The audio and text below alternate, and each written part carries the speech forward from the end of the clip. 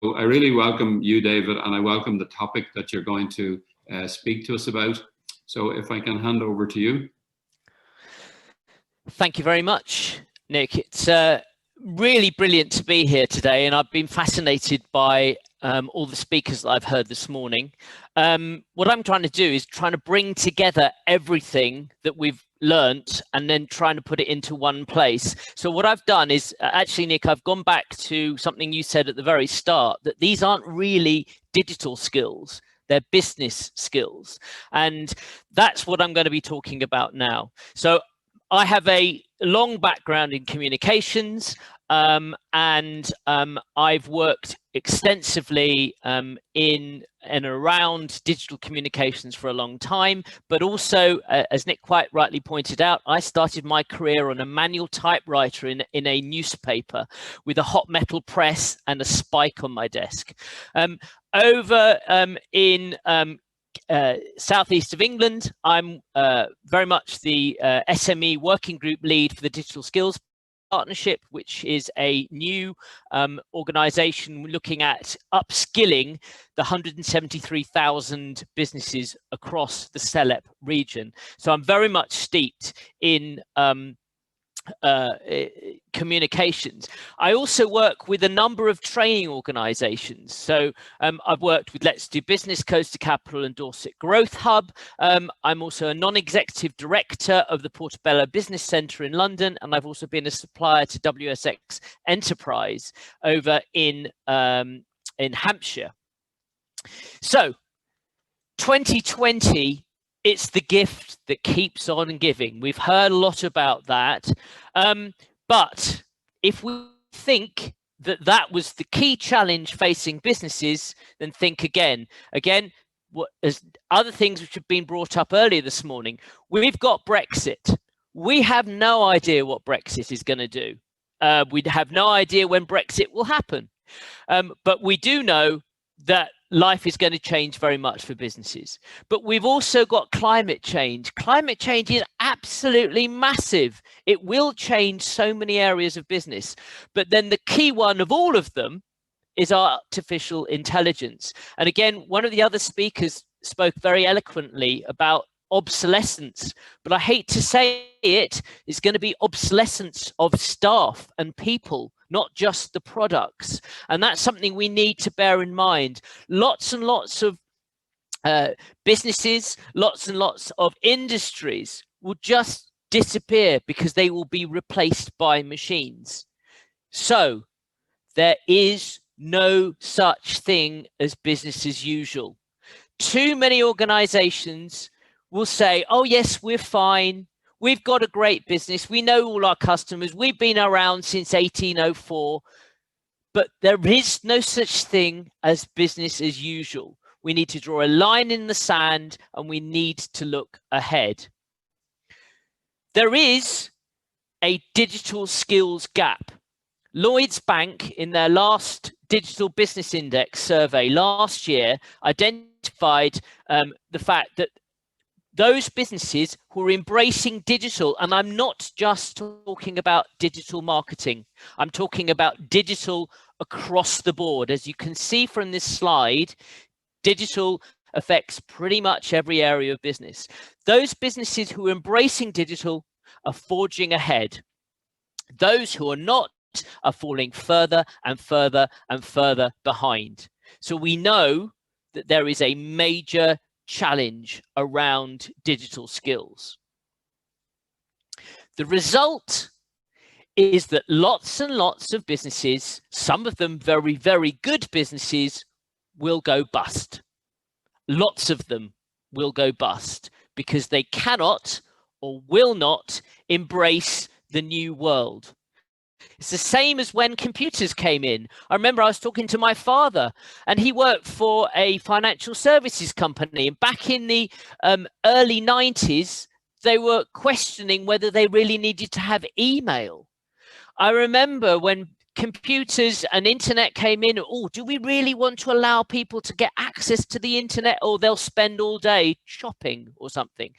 But we know that if businesses do not embrace digital, they will lose competitiveness and at the very worst go bust.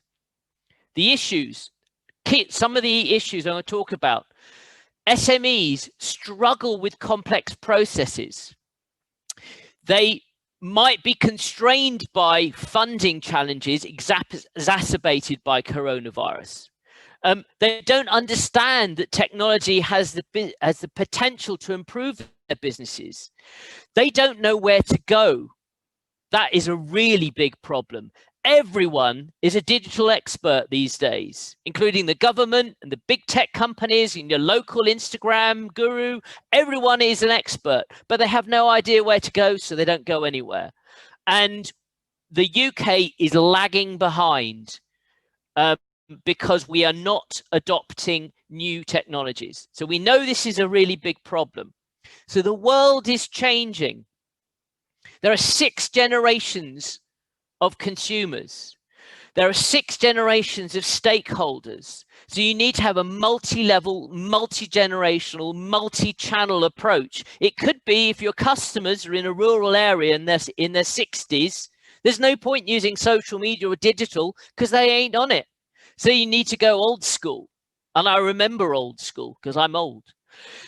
But you need to think about reaching out to your audiences in the way that they would like to be reached out to.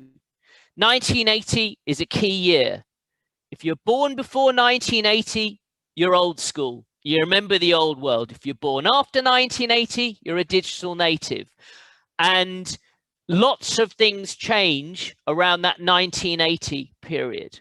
By the way, I managed to slip into the 60s. So I was born just a few months after the moon landing. So just to give you a perspective, my smartphone has more computing power than NASA had to put man on the moon. The whole of NASA is in my pocket. And then we talked about digital skills this morning. So here is just a selection of the 40 digital skills that businesses need. Now, again, I'm referring a lot to the Lloyd's Digital Business Index. And what they have done is they've grouped it into 6 areas: communicating, creating, managing information, problem solving, transacting, and cybersecurity. There are 40 topics. This is what I've identified, certainly in the Digital Skills Partnership for the Southeast. But each of those 40 topics could also be broken down into numerous topics. So what you've got is an entirely new landscape, an entirely new set of skills that people in businesses and organizations need to have to be able to remain competitive. So with all this in mind, if businesses are changing and organizations are changing, so has business support. And I've worked passionately for the last 3 or 4 years with business support organizations. And the challenge is often is that the business support organizations are as loath to embrace change as the businesses that they're supposed to be helping. They simply don't like change because no one likes change. And a lot of business support organizations who've done a great job for many, many years are really, really struggling because now they're having to help businesses in areas which they themselves know absolutely nothing about. So what is the solution? So I've come up with what I call my digital skills manifesto. These are 10 things which I think need to happen in order to upskill the 5.4 million businesses across the UK and the tens of millions of businesses right across Europe and elsewhere. So here goes. Number 1, all of us need to plan for systemic change. It's not about changing the deck chairs. It's about building a new boat. All organizations, all support organizations must have an entirely new approach to business support. And that's why I'm absolutely thrilled to be involved today with this Digital Change Makers webinar. Secondly, We've got to be harnessing the skills of the under 35s. They know things that we don't know. Anyone under 35 is a digital native. They have inherent digital skills. The really scary thing to come out of coronavirus is that we're talking about this lost generation of 16 to 24-year-olds. But they have the skills. They understand coding. They understand TikTok. They understand Instagram. They understand how to create videos and great content. But what do? We say, oh, there's that youngster in the corner. Oh, they're just a snowflake, and they're useless and they can't use a phone. But they have inherent digital skills that most businesses simply lack. And again, I question so many businesses about how are you going to engage with under 35s. And the simple way is you need to have under 35s within your organization to be able to do that. Thirdly, there needs to be trained on the ground advisors. So any advisors, any mentor working in the field needs to have essential digital skills training. If someone is going out to a business and they're saying, oh, we want to know how to use Facebook more effectively. I've heard about Facebook Pixel. And the mentor or the advisor goes, what the hell is that? Never heard of that. Then they're not much use as an advisor or a mentor.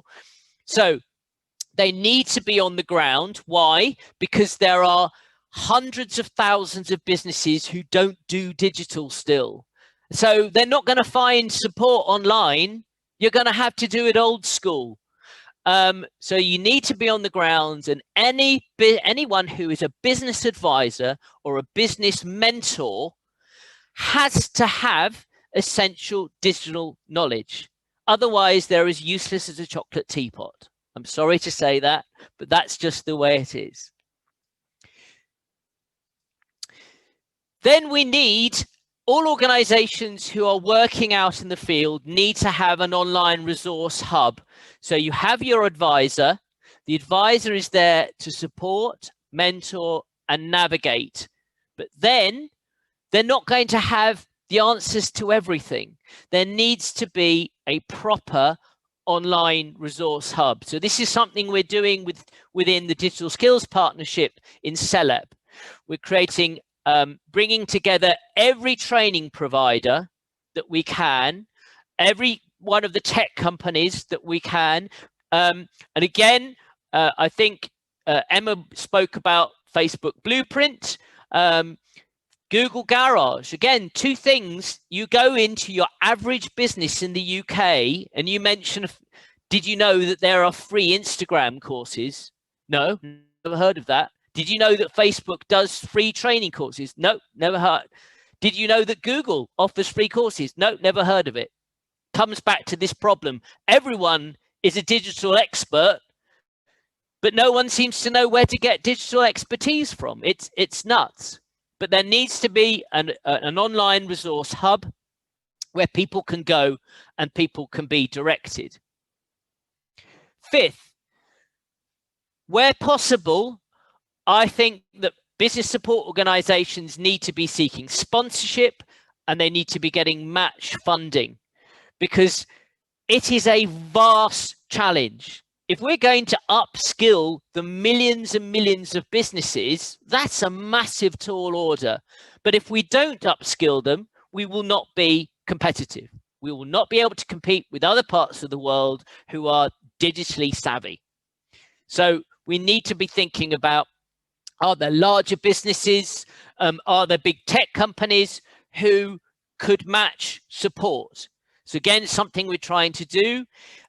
It could be a bank. So if the banks are really keen to try and maintain relationships with the organizations that they support, so what better way would be to support someone out in the field who can go out to businesses? If it's a rural business, they can drive over there, meet up with the business owner, talk about their business, signpost them to support, and that's the way to do it.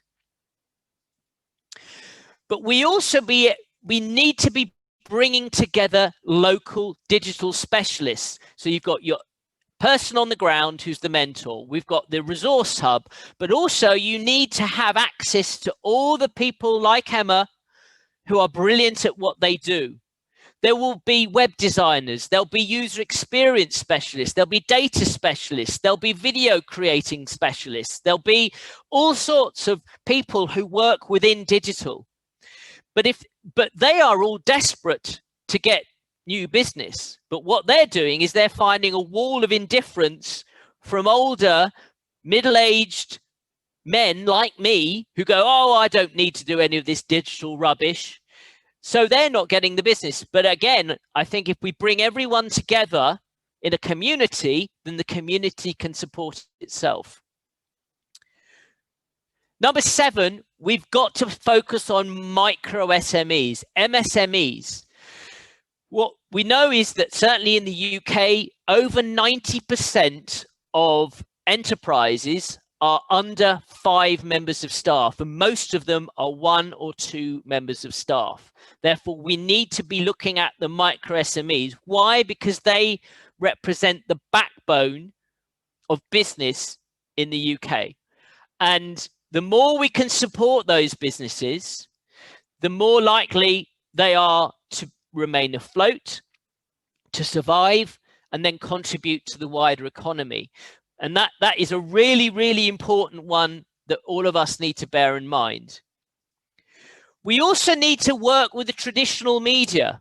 So again, a lot of people are not accessing digital. There are a lot of people my age in their 50s who don't do any form of social media. So they're not going to find any information on social media. Where they're going to get it from.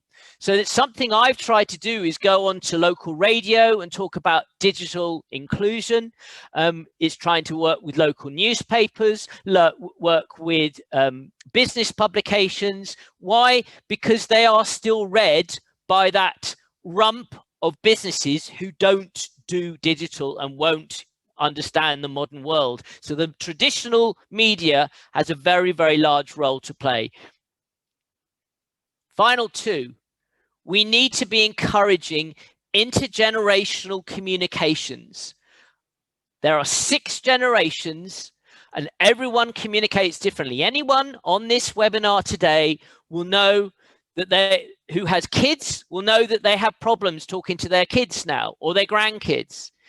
They're welded to their phones. They'll only answer you with a WhatsApp message. But equally, there are 20-somethings who have no idea how to reach out to people in their 50s in business. So I've worked with organizations where professional services firms are having to train their staff, who are millennials, how to use a telephone, because the millennials don't like using a telephone. But if their customers want to be reached on a telephone, there's no point texting them and using text speak. It's not going to work. And the final one is we need to be preparing for the 4th industrial revolution because it's here.